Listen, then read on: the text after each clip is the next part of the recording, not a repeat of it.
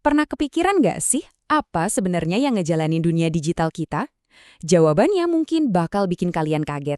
Yuk kita bedah sejarah Linux, sebuah kisah luar biasa tentang gimana proyek hobi bisa jadi raksasa teknologi. Pertanyaannya simpel, tapi dampaknya luar biasa. Gimana ceritanya sebuah proyek iseng dari seorang mahasiswa umur 21 tahun, sekarang malah jadi fondasi buat server internet, superkomputer tercepat di dunia, dan miliaran smartphone lewat Android? Dan yang bikin makin kaget, revolusi ini tuh gak dimulai dengan model gede atau tim insinyur raksasa. Semuanya berawal dari satu pesan singkat di forum online. Satu pesan sederhana yang mengubah dunia. Oke, supaya kita paham kenapa Linux itu revolusioner, kita harus mundur dulu ke dunia komputer di akhir 80-an dan awal 90-an. Waktu itu, pilihan kita terbatas banget. Di satu sisi, ada sistem Unix. Super canggih, tapi mahal banget dan kodenya tertutup rapat. Di sisi lain ada Minix.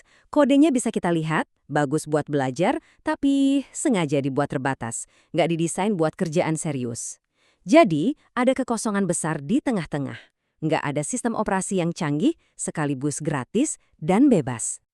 Nah, di tengah situasi ini ada sebuah gerakan filosofis yang dipimpin oleh Richard Stallman, proyek GNU. Dimulai tahun 1983, visinya adalah menciptakan sistem operasi yang sepenuhnya bebas. Dan bebas di sini artinya kebebasan buat make, ngubah, dan nyebarin software itu. Menjelang tahun 1991, proyek GNU ini udah hampir jadi. Mereka udah bikin semua komponen penting. Compiler, editor teks, library kode, semua perkakasnya udah siap. Bayangin aja, mereka udah ngebangun mobil yang lengkap. Chassisnya ada, rodanya ada, interiornya ada. Tapi ada satu bagian vital yang hilang, mesinnya. Mereka nggak punya kernel. Dan disinilah plot twist-nya muncul.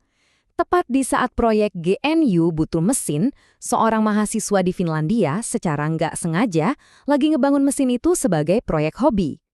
Coba deh lihat gimana kepingan puzzle ini mulai nyambung. Proyek GNU udah jalan dari tahun 83. Minix muncul tahun 87. Terus di tahun 1991, seorang mahasiswa bernama Linus Torvalds mulai ngoprek kernel buatannya sendiri. Puncaknya, tanggal 25 Agustus 1991 saat dia ngeklik tombol kirim di sebuah pesan yang bakal mengubah sejarah. Dan ini dia pesannya, dari kata-katanya sendiri, saya lagi bikin sistem operasi, gratis. Cuma hobi nggak akan jadi besar dan profesional kayak GNU. Ironis banget kan? Dia sama sekali nggak sadar kalau hobi kecilnya ini adalah jawaban yang ditunggu-tunggu oleh proyek GNU. Nah, apa yang terjadi selanjutnya adalah salah satu kolaborasi paling keren dalam sejarah software. Proyek iseng Linus ini nemuin tujuan yang jauh lebih besar waktu digabungin sama perkakas GNU yang udah hampir lengkap. Jadi, proses kelahirannya gini, proyek GNU nyediain semua perkakasnya. Linus Torvalds dateng bawa kernelnya, si mesin yang hilang itu. Terus ada langkah krusial, lisensi kernelnya diubah jadi GNU General Public License atau GPL buat mastiin kernel ini bakal selamanya bebas. Dan lahirlah sistem operasi bebas yang utuh, GNU/Linux. Dari sini, ekosistemnya langsung meledak. Muncul berbagai rasa Linux dengan filosofi yang beda-beda. Ada Slackware, buat yang suka ngoprek total dan pengen kontrol penuh. Ada Debian, yang dibangun sama komunitas dengan idealisme software bebas. Terus ada Red Hat, yang ngelihat peluang bisnis dan nawarin Linux buat perusahaan. Dan revolusi ini nyebarnya cepet banget loh. Contohnya aja nih, tahun 1992, distribusi Linux pertama nyampe di Indonesia cuma dalam bentuk beberapa keping disket. Dari situlah komunitas awal Linux di Indonesia mulai tumbuh. Oke, sekarang kita lihat gimana ledakan ini terjadi. Pertumbuhan Linux di tahun-tahun awalnya itu benar-benar melawan semua teori konvensional tentang pengembangan software. Bayangin ya, waktu versi 1.0 rilis resmi tahun 94, kernelnya itu udah punya lebih dari 165.000 baris kode. Itu aja udah proyek yang gede banget, tapi itu baru pemanasan.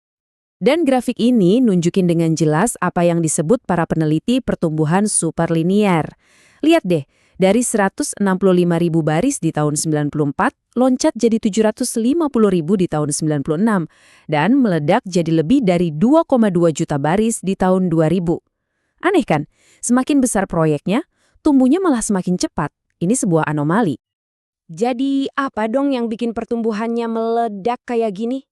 Biasanya, proyek software kalau udah gede itu makin lambat perkembangannya, karena makin kompleks.